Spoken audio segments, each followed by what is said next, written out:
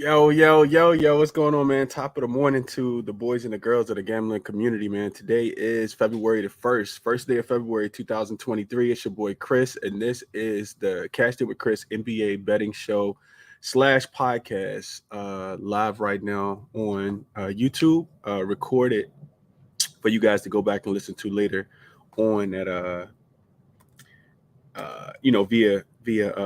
via all the podcast streaming platforms. Sorry, Spotify, YouTube, Apple Podcasts, all those podcast networks. So let me see if I can get my audio correct.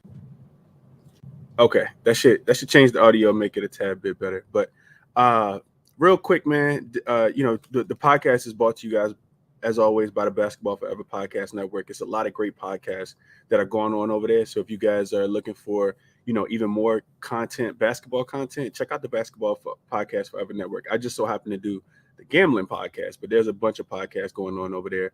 And real quick on the recap, because we got a lot to talk about today. Got a lot to share with you guys. We had a pretty successful night. It wasn't as successful as I wanted to be. I gave out 5 plays yesterday and went 3-2. And was still frustrated, man, because it just feels like when there's something that could go wrong, it goes wrong. And yesterday was really high on Anthony Davis, and he did everything he could not to get that 10th rebound in the fourth quarter and in overtime. It was really weird, man, really weird. Only had 4 rebounds at halftime, picked it up in the third quarter, just snatching rebounds left and right. Then he goes the whole fourth quarter and the overtime and doesn't get a rebound. Extremely frustrating there. And then the Bucks couldn't get it done in the first half. I really liked the first half spot. I did add the Bucks team total in the first quarter over, and that was a sweat bet as well. But that one did cash to make it a positive day. LeBron James, this is something to kind of take into consideration for you guys. LeBron James has now gone over his rebounds and assist line 15 straight times. I talked about it yesterday on the Crispy Captain NBA show. 15 straight times now LeBron has gone over. So yesterday was 14 in a row. He did it again last night. It was this non-sweat cash as well. So really good one there. And what else did we cash on? We cashed on the Clippers. Ended up taking the Clippers minus the 2.5, minus the 3. And they got it done last night. Come from behind win in Chicago last night. So let's get into today, man. Let's get into today. Hopefully we can find some spots that we like. It's a lot of games going on. It's a lot of information that we don't have right now. A lot of lines still aren't available, as always, early in the morning. But I'm here to kind of give you guys what I have on these games. So let's jump into it, man. I'm interested in sharing with you guys what I have. So first game up I want to talk about is the Magic and the 76ers game. So interestingly enough, you guys see the total so Magic will be facing the 76ers again. This is the second game of one of those 2-game back-to-back type things with 1 day of rest in between. The spread you guys see on the board on the screen is 8.5, but when I saw it last night when I was capping it, it's actually 9.5. So the soft spread was 9.5. It's already come down to 8.5. Of course, like I said, these two teams just played each other. The Magic covered. Not just did they cover, they won that game outright as 10.5-point dogs.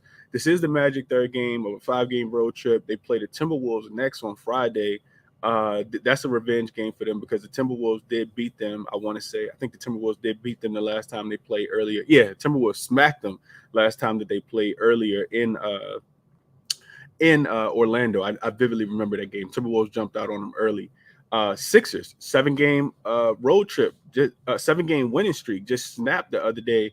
This is the last of a 4-game homestand before they travel to San Antonio to take on the Spurs in the next few days. So it's a lot going on with this game, man. On one side, Wendell Carter Jr. is also listed as questionable. I think that's important to mention because he anchors that defense. Specifically down low, trying to slow down Embiid as much as possible. He's listed as questionable, and then on the opposite side, you still get Embiid listed as questionable.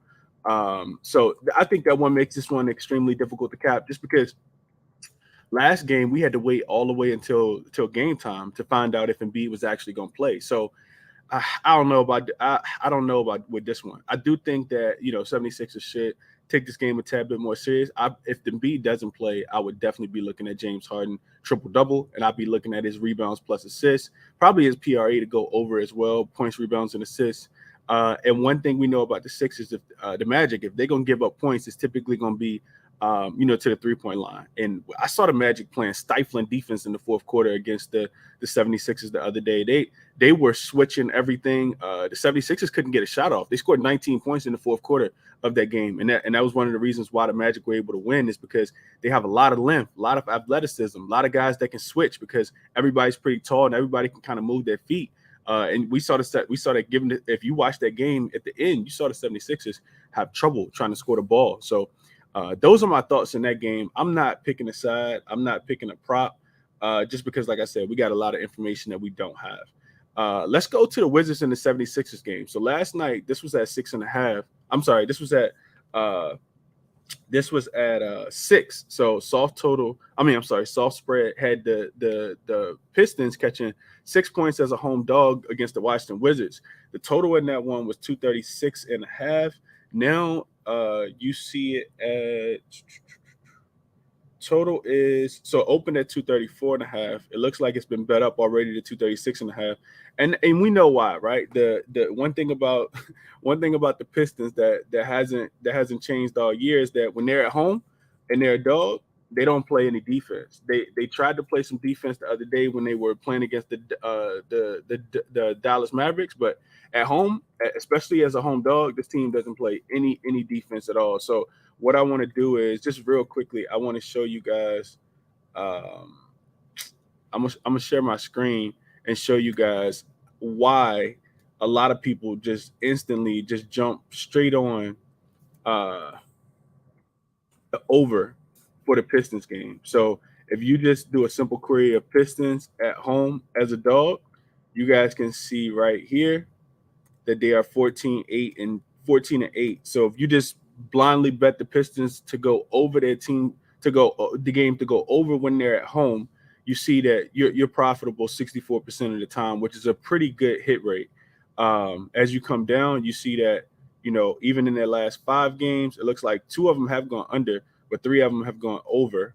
And then, you just kind of take a deeper dive. So maybe if it's a conference game, because this is a conference game, of course, with the Washington Wizards, you can see that they're 7-5 to the over, so that percentage drops down to 58. So they also lose these games. You see 1-11, only 4-8 against the spread. So if you faded them every time, 67% of the time you would cash your bet, and they're losing by average of looks like 11 points, 121 to 110. So just wanted to kind of show you guys the process of looking at these teams and these games in these specific situations.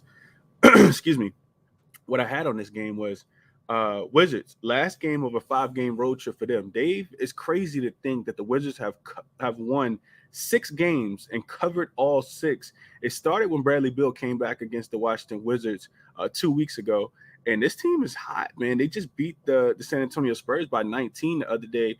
Typically, teams can struggle sometimes, on the last leg of that back-to-back, just wanting to hurry up and get back home. But the Wizards already beat the Pistons. They beat the Pistons pretty bad earlier in the season when they weren't in this good of form. I want to say they beat them. They beat them 120-99 in DC already. Detroit coming back home off the loss to Dallas. So that's something else you could look at. You could look at Detroit as a previous away loss, and now they're a home dog. And you see in this spot that they're only 2-6 against the spread and 1-7 straight up. Real quick, I'll share it with you guys as well. Almost live capping this one, but I got some work to do on this one. You guys can see here. This is when the Pistons are coming back home off a loss, and they're a home dog. You guys see that they're losing by average of about 7 points. You guys can see the consistent, losses in a row right here as well. 3, 4, 5, 6. 6 losses in a row before winning the last one against the Pistons. So when they're coming back home off a loss and they're a home dog, they don't do well in that spot. 5-3 to the over as well. Interestingly enough, as far as injury report in this one, we do have some injury news. So I know that Daniel Gafford, who is the best interior defender for the Washington Wizards, is listed as questionable in this one. I think his presence is going to be extremely important. Excuse me. his presence is going to be extremely important when you got guys banging down low trying to get rebounds. So Corey Joseph is listed as out. Gafford is listed as questionable with an illness. They will have Porzingis, but with Gafford out, Porzingis in, to me, that screams over. I expect the total to go up. Just haven't got there fully on that one. Those are my thoughts on that game. Blazers and the Grizzlies is the next game I want to touch on just a tad bit. So we don't have a lot of we're missing some stuff on this game. And I more so wanted to look at this game from a prop perspective. Nurkic and both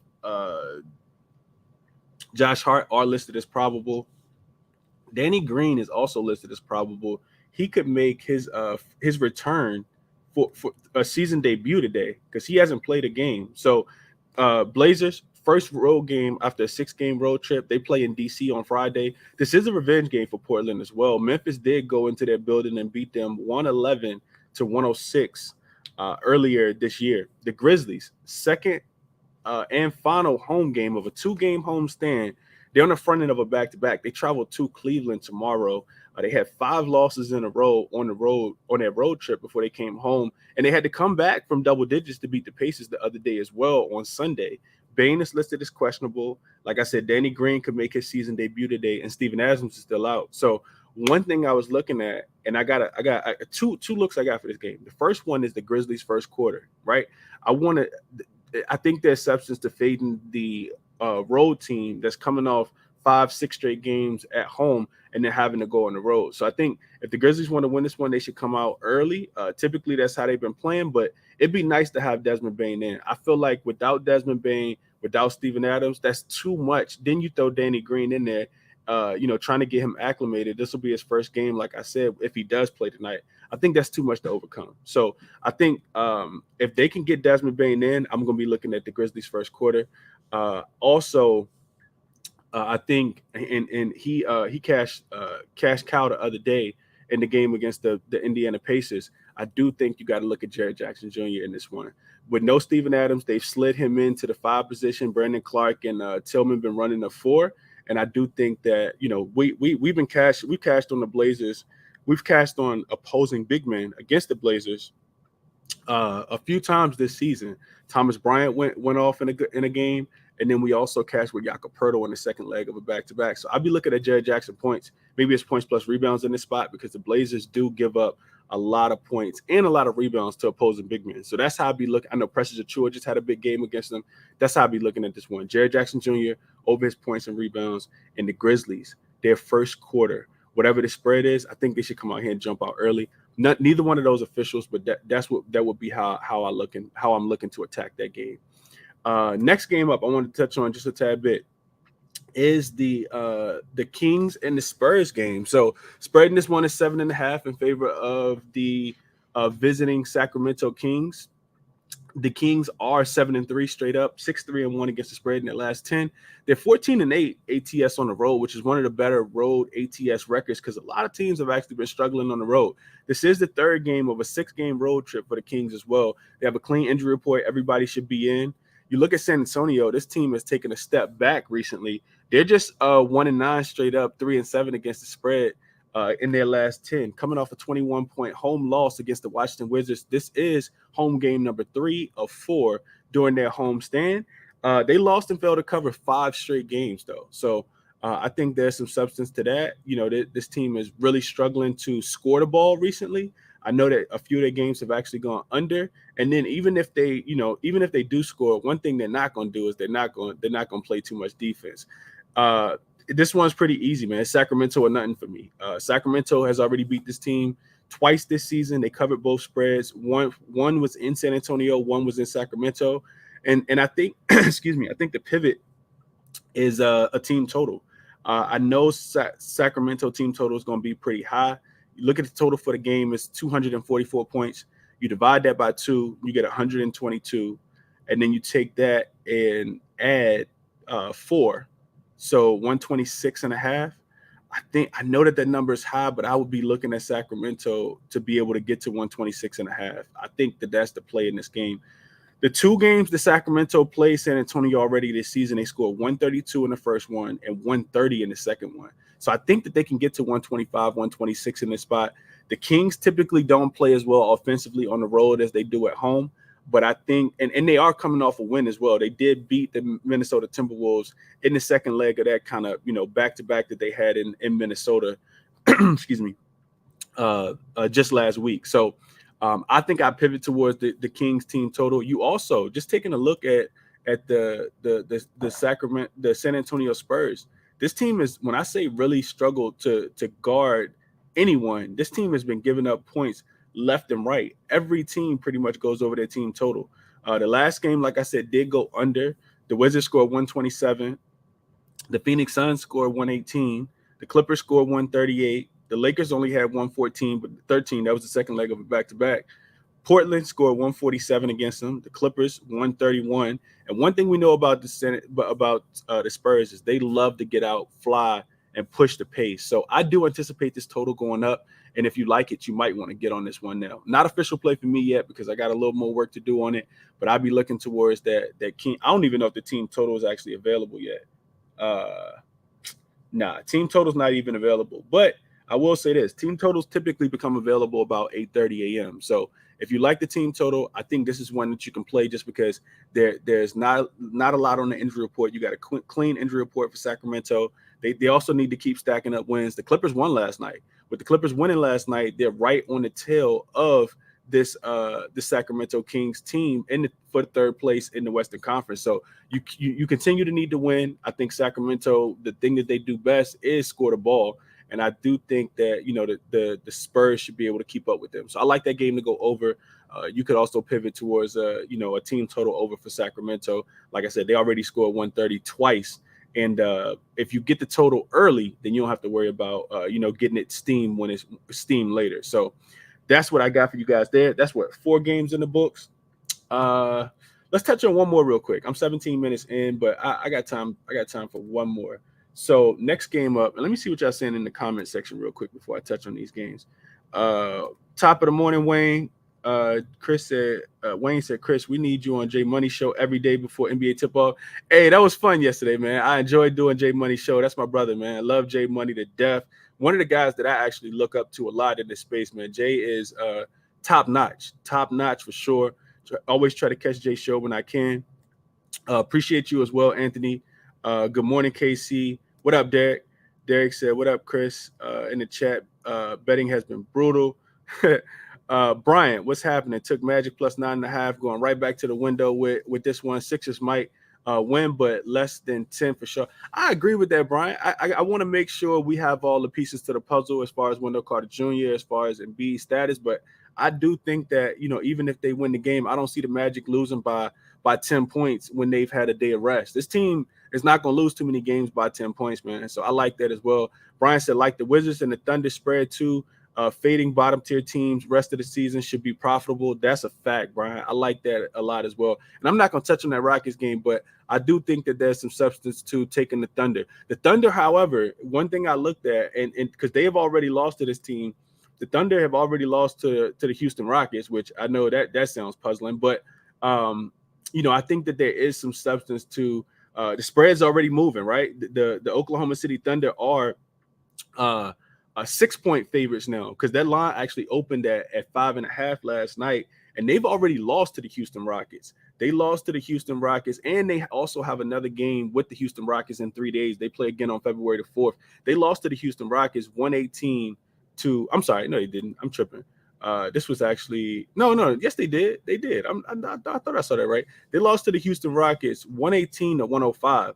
Now Sengun is supposed to be back for this game. I saw him upgraded to probable. He's off the injury report, but the Houston Rockets will be without their 2 primary ball handlers in this one. No Kevin Porter Jr.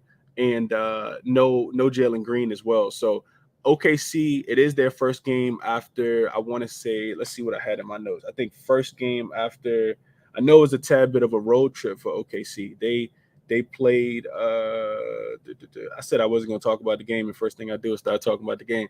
Thunder, first road game after a 3-game homestand. They lost to Golden State by 8 in their last game 2 nights ago. This, like I said, this is a revenge spot. They lost 105 to 118.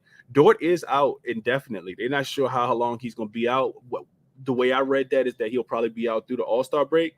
Houston coming off a win in Detroit in the tank bowl of the season. This team was, not trying to go out there and win a game, man. And they happened to fall into a win. Both teams rested everybody. Both teams tried to tank harder than the other team. And somehow the Houston Rockets were able to win that game.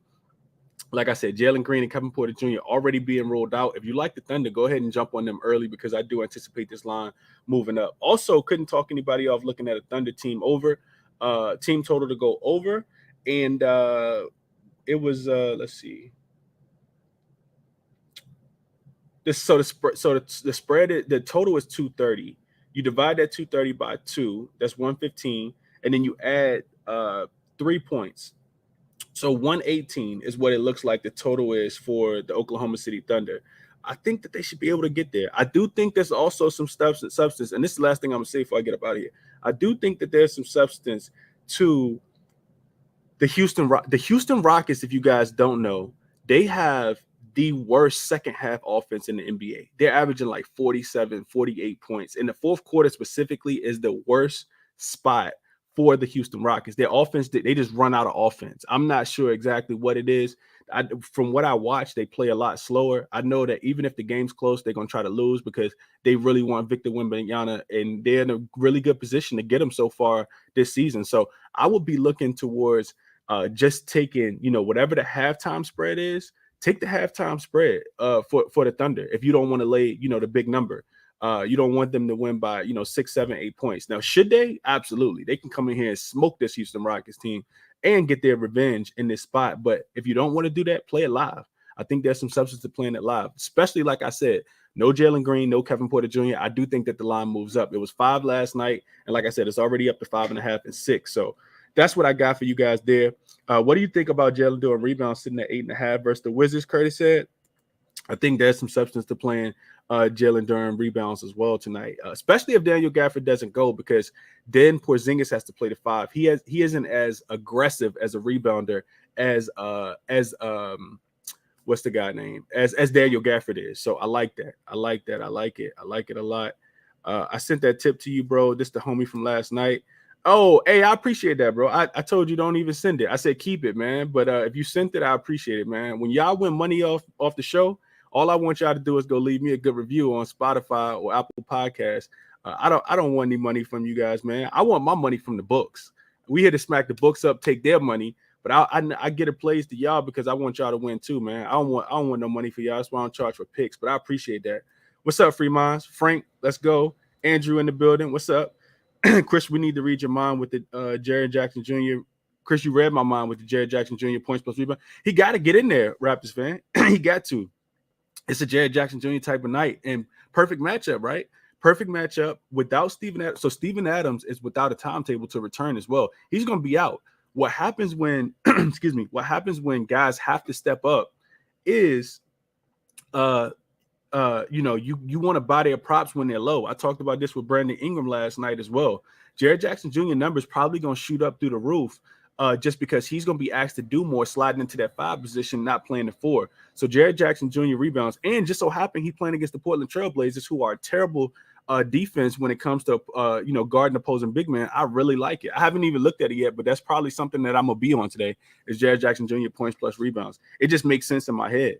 I like Jeremy Socon tonight. I couldn't talk you off. Socon's been balling. I think he's gone over his point prop in 5-6 straight games. Shout out to the OG Wham for putting me on that one. Jeremy Socon points for me. Kyrie 40+ points in the win at TD Garden tonight. We don't talk about that game because the Boston Celtics do own the Brooklyn Nets, but Boston has not been covering recently. 0-6 straight up. 0-6 against the spread in their last 6 games, coming off that game on Saturday where, they beat the Lakers, but they are just, what is it? I got it written down. And I told y'all I wasn't talking about no more games, man. But you know what? Let me touch on that real quick. I just want to give y'all that stat. So Boston own Brooklyn. They have owned Brooklyn with or without KD. They've won and covered the last 5 games, including 2 meetings this season and once already earlier this month. But Boston is 0-6 against the spread in their last 6 games. The Celtics also are weirdly one of the worst rested teams in the league. The Celtics playing on 2 days or more rest are 2-7 straight up and 1-8 against the spread, including 8 straight losses when they plan on 2 days rest or more. So it's a crazy world, man. We know that Boston is one of the better teams on the second leg of a back-to-back. They also performed well on their third game in 4 nights, exceedingly well, a lot better than you think. But when they get a lot of rest, this team does not play well. Brooklyn should have vengeance on their mind. I'll probably be looking at Brooklyn plus the points, but I got some more work to do in that game as well. I got to get off it, man. It's 25 minutes. I'm going through the comment section. I appreciate y'all for tapping in with me early. A lot of gratitude to you guys. If you could just go to Spotify, go to Apple Podcasts, wherever you guys stream your podcast from. This will be uploaded probably about 10 minutes after I'm done. And leave me a review, man. Best of luck to you guys in all your action today. I will be back 5:15 for the Crispy Captain NBA show as always. Let's get some cash today, man. Let's cash some tickets, man. It's a lot of games, a lot of interesting spots. Stay sharp, and we will be back at 5:15 for the Crispy Captain NBA show. I'm out.